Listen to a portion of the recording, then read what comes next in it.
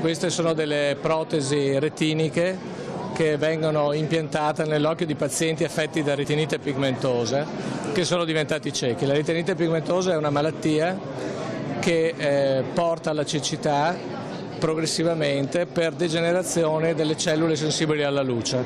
In questo caso degenerano talmente tanto che il paziente rimane completamente al buio.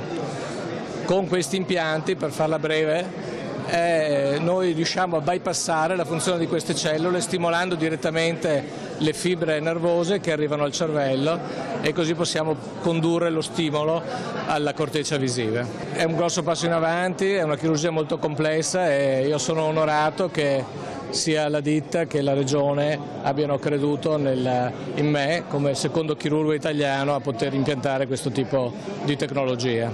Un investimento oltretutto ingente.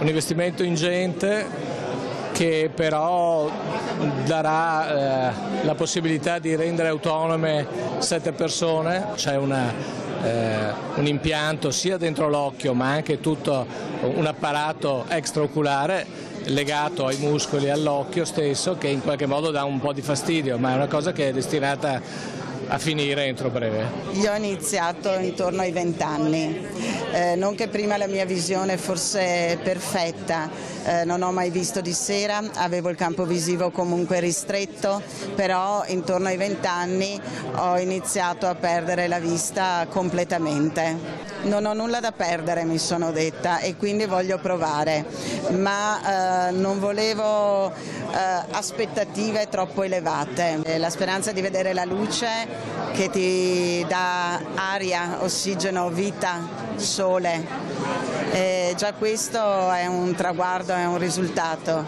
Se a questo si aggiungeranno ostacoli da vedere, gli oggetti e, come dicevo prima, i miei 2 bellissimi figli, allora il risultato sarà raggiunto in pieno, l'obiettivo sarà stato colpito.